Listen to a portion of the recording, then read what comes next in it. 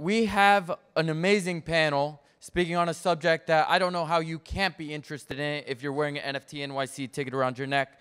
This one is not called disrupting. This is called transforming Web 2.0 business models using NFTs, the challenges and opportunities. So please, without further ado, give a round of applause for Ori, Robin, Ryan, Jules, and Thomas. Thank you.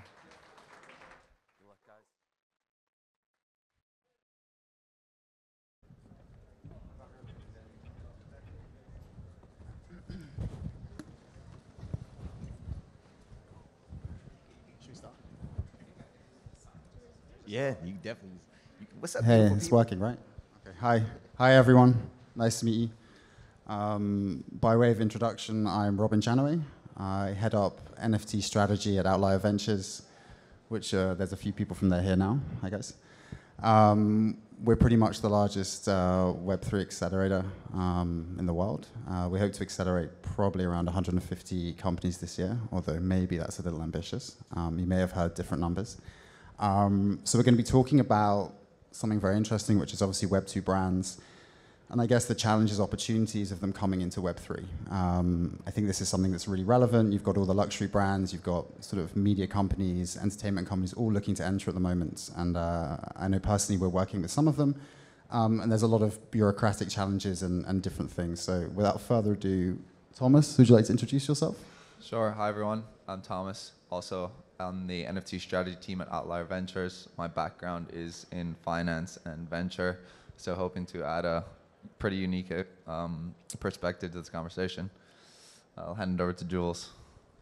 Thank you. My name is Jules Dudko, and I'm the founder of Frequency. We are a full creative and marketing agency within Web3, and we also have a Web3 fund for our clients. Hi, guys. I'm Ryan. I'm one of the founders here at Mintrops. Essentially, what we do is we're bridging the gap for creators to come into the world of Web3 by making accessible technology so they can, cater to their fans and launch NFTs through their own smart contracts, actually own their own keys. I come from the creator economy myself. Used to be a producer, rapper, been in movies as well. Work with creators such as Kanye West, Future, Tory Lanez. Work with some amazing brands throughout the years, so super excited about talking to you guys about this today and with some amazing people. And so I'm gonna hand it over to Ori. Hi everyone, my name is Ori Levi. I'm the CEO and founder of NF Trade. We're a blockchain agnostic NFT marketplace, and happy to be in New York. Amazing, thanks everyone. So I guess the first thing I want to know is kind of you all have worked with brands in Web2, etc. So what do you see as the biggest challenges? What are the challenges you've seen from working with these different brands and NFT platforms, etc.? Yeah, good question. I'll take this. I think the biggest challenge today is really the aspect of people just being uncomfortable with the feeling of actually selling an NFT, right? They want to be able to get into the money that comes with the NFT, but they don't want to do the community building, which is the biggest thing, right? So it's like, how do you come into the Web3 space, which is so community driven? Like everybody here is plugged into a community here. We are, as NFT.NYC, like attendees in that community, right? And that's the biggest challenge. They don't want to spend the time building the brand community, and then they also are scared of taking crypto, right? So I think that's where the Web 2 on-ramps, the Web 2.5 on-ramps are going to come in, and you're going to see the custodial wallets and a lot of different things. And I think the unlocking of free mints is going to just change how brands come into it, because now it can be like, the Starbucks of the world giving rewards out, and now it's like worth something and you have to pay for it. It's dope. Nice, exactly. I think you mentioned something there that's interesting. So you mentioned Web 2.5, right? So I think it'd be nice for, who wants to explain what Web 2.5 is? I'll jump in. I really want to echo what you said. I think with Frequency, we usually come in at a C-level, and something with Web3 that we're seeing is, even though people have incredible backgrounds and they're CMOs and they're CEOs, what we're seeing is that traditional marketing is not translating. And so because we have to make decisions in a very fast-paced environment, a lot of the time we're seeing people faceplant because they just don't understand the cultural lens of Web3. And so for us, it is number one thing is that, we have to know where the community is. And so I just really want to say that we try to build from the ground up, not top down, which I think is really the biggest opportunity for people in Web3, is to be able to empower their customers instead of just feeding them information like we were used to on Instagram and Facebook. the eyeballs are everywhere, and you have to create a bespoke, almost program for everything that you're doing. Otherwise, it's going to fall flat, and then the numbers are not going to look well, and then the brand looks like a cash grab. Yeah, I think we've circled around this kind of community piece, and it's super interesting. I feel that a lot of these Web2 brands, it's like a foreign landscape for them. They feel like they have to build their reputation all over again. And that's a scary thing to do when you're a brand that's had all this kind of rep in Web2 and people know who you are, and all of a sudden nobody cares who you are, right? So it's this notion of having to rebuild. Thomas, do you want to say anything about the community building side? Yeah, I mean, it's something that we talk a lot about with our teams. It's like the minimum viable community. It's what's the kind of core group of users that you can go to market with to ensure a successful drop. I think for the Web2 businesses, it's the minimum viable community, and then also the understanding that you are building in kind of a new paradigm, and that paradigm comes with a gamification and Rob and I call it like a degen score that Web2 businesses don't quite understand. So when they're building, we always encourage to understand kind of like that layer of how do you attract users that are looking to extract value from the product and are almost minting to ensure that they're coming out on the net positive side. So that's something that we tend to focus on with teams. Thanks. What about you, Ori? Nice, Ori. So yeah, I think Web2 companies are eventually making a sacrifice by moving into Web3. I mean, it's much easier having a centralized and full control of your customers' data and assets and all that. So it's not like they're not doing it because they want to. They're kind of doing it because they have to. And I think the biggest challenge is realizing that and kind of trying to adapt to this new change that they are not very happy with. But it's good for the users and less good for the company. Nice. Okay, so we've talked a little about the challenges. Kind of what do you see as you said it's like something they have to do. But what do you think in the next wave, the recovery, the next 5 years, what do you think are the biggest opportunities for kind of Web2 brands looking to come into this space early, and whether it's a luxury brand or whatever brand it might be, but looking to kind of set down roots? What do you think the biggest opportunities are? So I think the biggest opportunities for the next, at least year, because like in crypto, we're in dog years, right? It's like 1 year is 7 years, like at this point, right? So I think for the next year, at least it's those free mints, at least for the corporate level, right? The free mints getting people in just through the door, like, hey, you got your free NFT, like come access it, right? We're seeing like people who are just able to experiment with those things. Like you guys see Goblins, you were at Goblins last night, right? It's just insane, free mint. So I think the opportunity for brands to come in free is gonna be great, because now you're not a cash grab. You can't be a rug, it's free. Right? And I think that's going to be a big thing. It's going to be a community building aspect. So major opportunity in building brands. And then now as a consumer, you guys are going to be able to interact with your favorite artists, your favorite movie companies in a more intimate level that no one's ever experienced before in these previous generations, right? Now you're going to get access to the Batman movies or whatever like that in extended clips through like your NFTs that you own. So those are going to be awesome experiences for the fans. And now as a free mint also, just last point, is that like now it's decentralized, it's free. The users get it for free, they mint it, but they dictate the price of what they sell it for. So now the community gets rich off it as well. So I think it's the biggest opportunity in this space is these free mints, the community building aspects, and then now the intimate relationships with IP and artists. So you guys are going to be in good hands moving forward. I would love it. That is such a good point. Last night we were at a dinner with Pools, which is a token platform who creates tokens for celebrities. And actually at the table, there was the founder of REN, and just a few days ago, they launched YSL Beauty's free mint, 10K, right? And he actually had a custodial wallet made specifically for this collaboration. He said, look, they now have 10,000 new users. It was totally free. They have so much utility. Right, so it's a way to empower and give agency to the users like never before. And so I think during this period of the bear, it is really where we're going to see brands being competitive. They're going to really nurture their communities. And most of all, this is actually going to be an entry point for everybody. Because I think everybody in this room agrees that all of our duties is to actually onboard people and actually teach them how to use NFTs or whatever NFTs 2.0 look like. And so this is such a great way to tell your friends, family, instead of buying ETH at the top and then being in trouble at Thanksgiving, right? You're going, hey, this is a free mint. We're going to be in this together, right to the top. We're still early, right? And I think that's kind of that wag me energy where we're building again. Yeah, nice. Thank you. Thomas, maybe you want to speak about Web 2.5? I touched on it earlier. Utility, maybe. You like that? Yeah, I think Web 2.5, not to be too cliche, but it's a combination of kind of the traditional business model and then like the layer of kind of like the adding that Web3 utility. So working with fashion brands, consumer brands, they already have kind of a predetermined loyalty system that they use that they employ. So it's essentially the most important thing for us when Rob and I are working with teams is how do we tie that traditional loyalty system into the NFT? How do we create kind of utility layers that might come out as like a standard, a rare, and a legendary? How does that translate to a discount? Is that 5% discount, 7% discount, 10% discount? What are those spending limits, and how does that affect the consumer decision-making model? Because when it comes down to it, it's really about customer acquisition. It's can we have a customer buy an NFT and kind of translate that model into them signing up for our online, our emails, whatever kind of subscription-based model that we work with. So it's incentivizing, but also ensuring that kind of your the lifetime of your customer increases with the introduction of an NFT.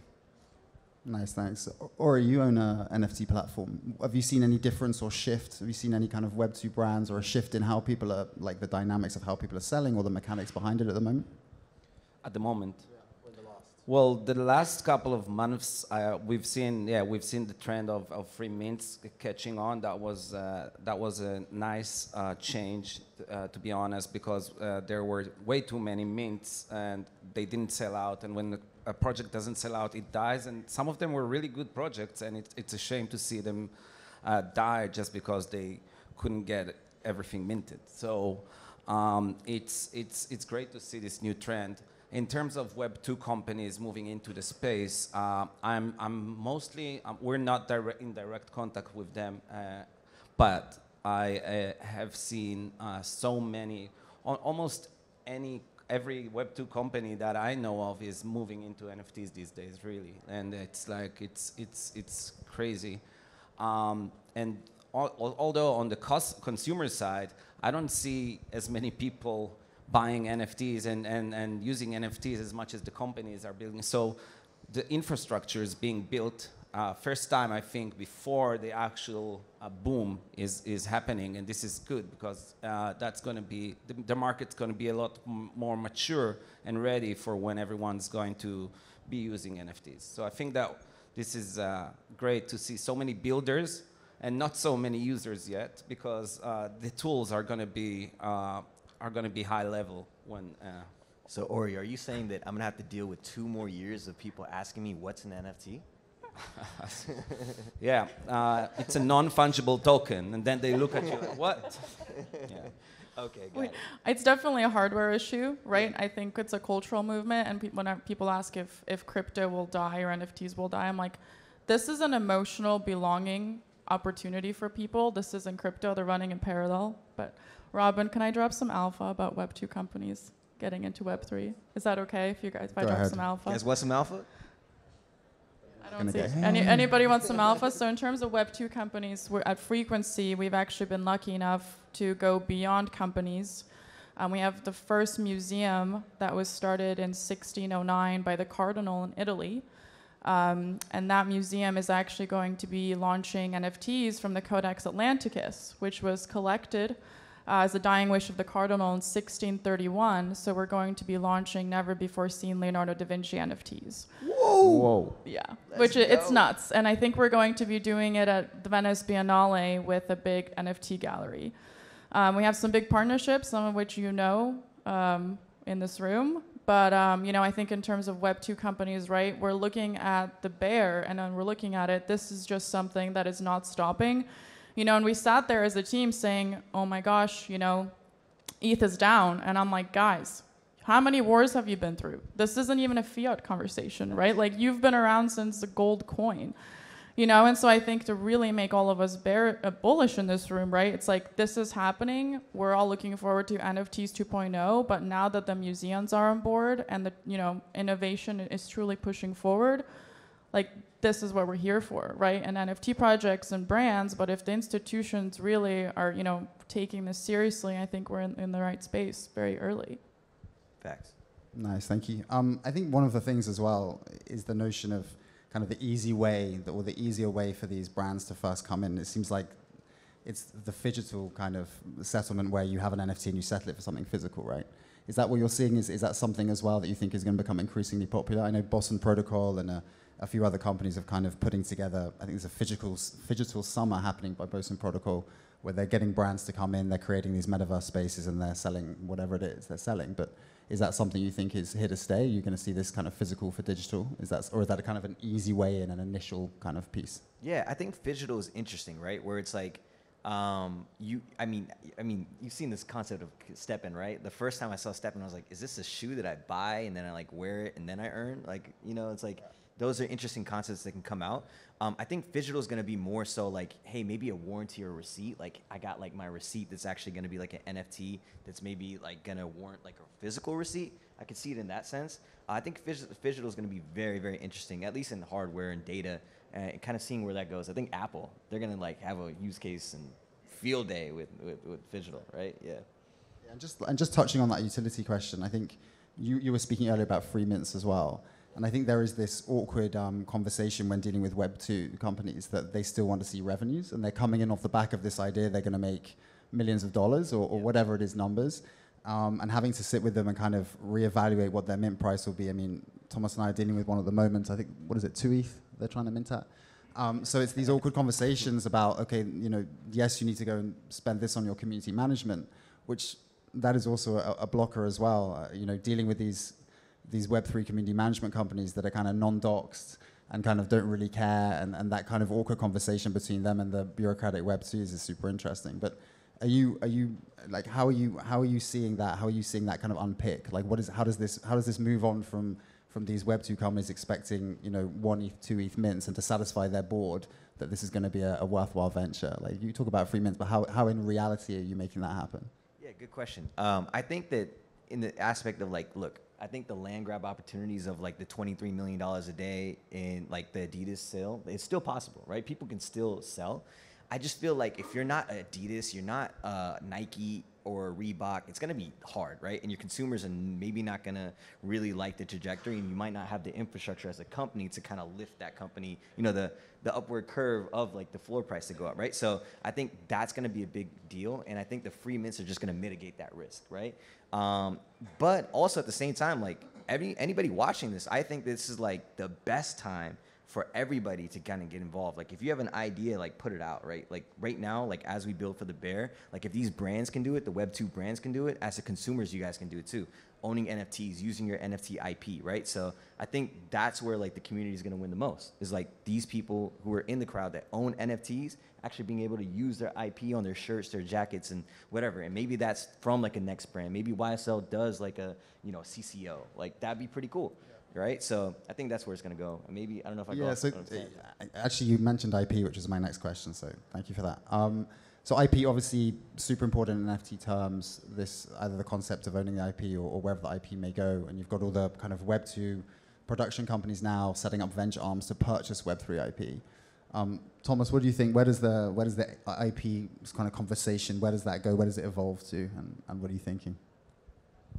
That's a tough question, Robin. But in terms of like the Web3 IP, it's activation, it's amplification. So we look across metaverses, like how are we taking, you know, art and kind of like community created content, how are we translating that to the metaverse, how are we translating that to AR, VR, music, stories, you know, I think the whole, kind of like the whole media stack has yet to be, you know, achieved. We have seen NFT projects launching TV shows, skits, you know, short episodes, but in terms of an NFT project, kind of grabbing it by the horns, going like, you know, full-scale media, with whether it's a movie, you know, a Netflix series, we are, you know, that's yet to be seen. So I think, you know, that's like exciting, and that's what we can look forward to in the future.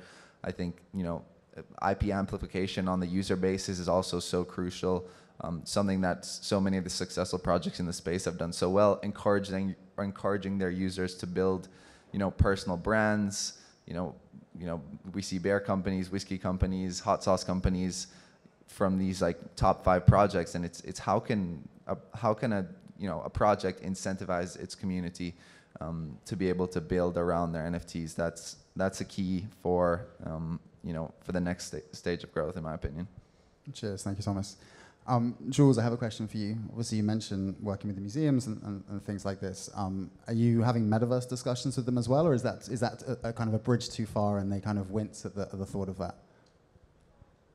Yeah, there's a lot of metaverse discussion, and I think there's a time and place. I think right now, because we're so early on, we don't know where all the eyes are going to be, and again, it is a hardware issue. I think right now when we're speaking with brands and specifically with Leonardo da Vinci, obviously, you know, it's going to be a PFP collection.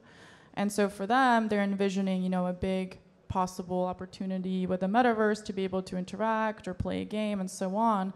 But I think the key thing with metaverse is, you know, is it really gives an opportunity for everyone to be for the events to be accessible. For example, not everybody can be here today, but if we can have some sort of version of, you know, streaming this on a really cool platform, having 100,000 people in a metaverse at one time, which right now is impossible, but if we get to that point, that changes everything, right? Then we truly don't have to go anywhere anymore, which is actually going to, for me, it's going to be good. I have a bit of social anxiety, but I'm looking forward to that point. But again, right, that's really going to be an interesting conversation where our avatars are going to become us, and then, you know, the deep fake conversation could get ugly. But, you know, I think right now we can be safely in this room looking at each other and knowing that we are indeed who we are.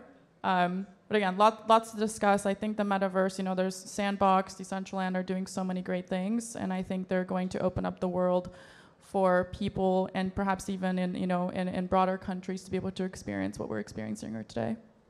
Nice, thanks. Any more thoughts on the metaverse and working with Web2? No? Nothing from Ori? Did you say something? Okay.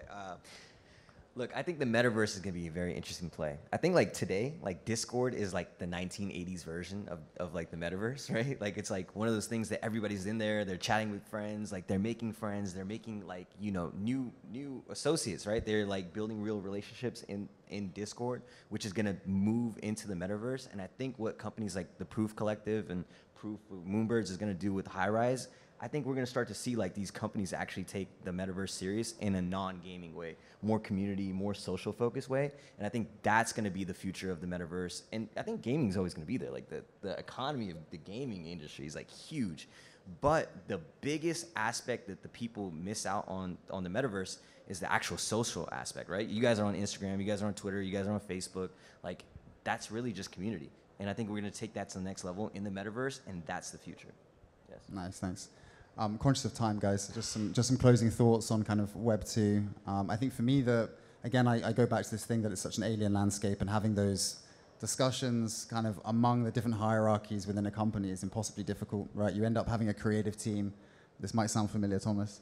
You end up having a creative team that kind of want to push forward and want to engage in the full strategy, but they're kind of hamstrung by maybe a board level people that don't really understand what they're trying to do, and they're just looking to sign off on something because everyone's doing it. So that's my thought. Something from you, Ori, just final thoughts? Yeah, I just wanted to say I'm not as bullish on metaverses as everyone else. I don't see myself hanging out in the metaverse too much. I'm way more bullish on NFTs as the technology to represent assets, digital assets, physical assets, but not as bullish on metaverses, sorry. Damn. Well, I would like to add to that. I think NFTs really are a great tool for all of us to be able to get a little bit of power back. I think we've all experienced being the customer and the data set, and this is such a unique point in time where we now become stakeholders of things that we love. And that's, again, you know, just echo what Ori said. This is why we're so bullish in this space. It gives us freedom, and it gives us a way to explore and experience the internet like never before. Yeah, while we have like a second, would you guys, I just need a show of hands real fast. Would you ever purchase an NFT with a credit card? Like if you had an option to do that, would you do that today? Wow, that's a lot of people. A lot of hands. That's a lot of people. All right, we got something coming for you guys. Mint drops. Check it out. Thomas, anything? You've got 20 seconds. No, I'm all good. Thank you guys for listening, and you know, this was an awesome conversation. Thanks a lot. Thank you very much, everyone. Appreciate it. Thank you. Thanks. Hey, lit.